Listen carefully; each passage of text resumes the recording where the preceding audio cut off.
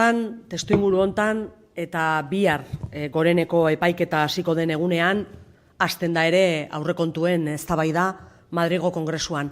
Gogoan baldin baduzue aurrekontuen eztabaida hasi zenean hemen esan genituenak guk garbi esaten dugu eta ez du horretan atzera egiten, guk Rajoy gobernutik kentzeko eta Sánchez jartzeko aldeko bozka eman genuen higiene demokratikoarengatik, hala egin behartzela uste genuelako, eta eskatzen genion gauza bakarra gobernu honi zen gure babesa nahi baldin bazuen gurekin hitz egin behartzuela, jakin nahi genuelako besteak beste gobernu honek zertarako nahi zuen gure babesa eta egoerak bultzatuta soilik txeke zuririk emateko asmorik ez genuelako. Hori gogoan baduzuela esan genuen.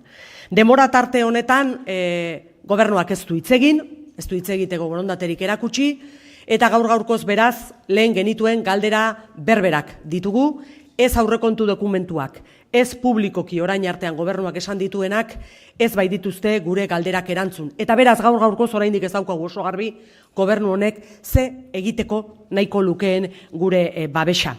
Jarraitzen dugu beraz ze politika egin nahi dituen, ondo jakin gabe. Ze guk uste dugu testuinguru honi aurre egiteko modua ez dela beste edozein gobernu, horregatik arrazoi bakartzat gobernuan eustea. Uste dugu etor daitekeen eskubi erreakzionario horren aurrean benetako alternatiba bat eraiki behar dela. Eta benetako alternatiba horrek bai lurralde egiturari dagokion gaietan, bai gartzela politikan, bai eskubide sozialei dagokienez, benetako alternatiba bat mahai gainean jarri behar duela. Eta gaur-gaurkoz ez dugu alternatibarik ikusten eta ez dakigu oso ondo gobernu honek ze politika egin nahi dituen. Garbi daukagu eskubide sozialak ez direla bermatzen, Europatik datozen eta PPk ezarri zituen austeridade politikei eutsiz, aldaketa kosmetiko eta xaleko batzuen bitartez. Eta gaur-gaurkoz hori ikusten ari gara. Edo ez daukagu oso garbi gobernu honek ze gartzela politika egin nahi duen.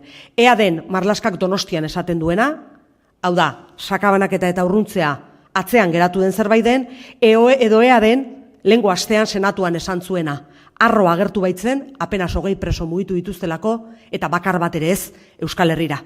Beraz, jakin nahi dugu ze politika den gobernu honek egin nahi duena. Uste dugu, hasieratik esan dugu hau, baita ere gastu mugaren eztabaida hasi zenetik, gobernu honek errelato bat eraiki nahi izan duela, eta errelato horretan gobernua bera bere jarrerarekin ari dela aurrekontuak ez onartzeko eszenarioa bultzatzen. Inolako morrontzarik, bera gobernura iristeko botoa eman ziotenekin, inolako morrontzarik ez duela adierazi nahian. Agian horregatik egin ditu aurrekontuen eztabaidaren aurretik ere urrats esanguratsuak. Oinarrizko edo gutxieneko soldata minimoa dekretu bidez atera, guk esan genuen horretarako etzela presupuestorik behar, edo eta funtzionarioen soldata eta pentsioen eguneratzea ere egintzedin dekretuak onartzea, errelatori bilatzen ari delako. Horregatik diogu, gaur-gaurkoz hori guztiarekin, gure botoa ezezkoan dagoela, baina oraindik denbora dagoela, bozka asteazkenean eman behar baitugu. 2 egun dituela gobernu honek aurretik, nahi baldin badu arduraz jokatu, egoerak eskatzen duen tamainan erantzun, gure jarrera aldatu nahi baldin badu. Bere esku dagoela. Oraindik 2 egun barru emango delako bozketa hori. Decía que en el contexto político que ha marcado Arnaldo, justo mañana empieza el debate de los presupuestos, el mismo día que empieza el juicio en el Supremo. Si recordáis la rueda de prensa que dimos cuando comenzó el debate presupuestario aquí mismo en esta misma sede, nosotros dijimos que habíamos apostado por la llegada de Sánchez al gobierno porque creíamos que por higiene democrática había que desalojar de la Moncloa al señor Rajoy, pero que a partir de ahí tenía que lograr los apoyos y que desde luego por eso o por el hecho de que haya un riesgo real de llegada de la derecha más reaccionaria al gobierno español en un futuro próximo, eso no nos iba a llevar a darle un cheque en blanco y que lo que le pedíamos al gobierno era que si quería nuestro apoyo dialogara con esta formación política. Si lo recordáis, esos eran los principios que establecimos en aquel momento. Pasado este tiempo, el gobierno no ha mostrado ninguna voluntad para el diálogo, por tanto, seguimos teniendo más preguntas que respuestas.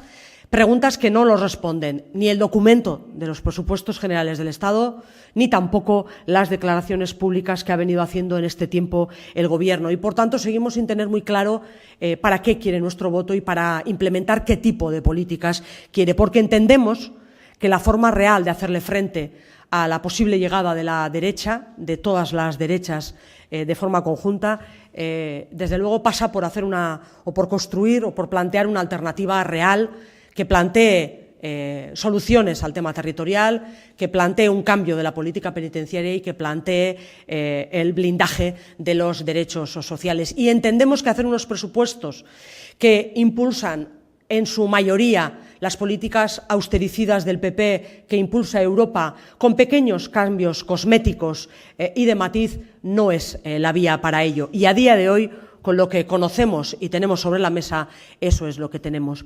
Más bien nos tememos también, como hemos venido diciendo en los últimos tiempos, que el Gobierno quiere construir un relato en el que quiere defender que no tiene nada pactado con aquellos partidos que le permitieron llegar a la presidencia y quizás por eso, sabedor de que su actuación, desde luego, no iba encaminada a que los presupuestos se aprobaran, sacó de los presupuestos cuestiones importantes que le podrían traer un nivel de contestación social en puertas a unas elecciones que no eran de su agrado, ¿no? Como fue el salario mínimo interprofesional, que desde el principio Euskal Herria Bildu defendió que no hacían falta presupuestos para que se elevara este salario, o como podrían ser los decretos que trajeron consigo la subida del salario de los funcionarios o la revalorización de las pensiones para el 2019. Por eso decimos que a día de hoy, y con todo lo que venimos contando, Euskal Herria Bildu, su posición es contraria a aprobar estos presupuestos, y lo que decimos es que, como esta votación se va a sustanciar el próximo miércoles, todavía quedan 2 días por delante, todavía está a tiempo el Gobierno para actuar con altura de miras, para actuar con responsabilidad, si quiere cambiar en algo la posición que a día de hoy está mostrando aquí Euskal Herria Bildu y que es a la que llegamos después de hacer una lectura del contexto político, después de hacer una lectura de la actuación del Gobierno y, evidentemente, haciendo una lectura de los propios presupuestos generales del Estado, del proyecto que ahora mismo está encima de la mesa. Galderarik baldin badago, galderen txanda.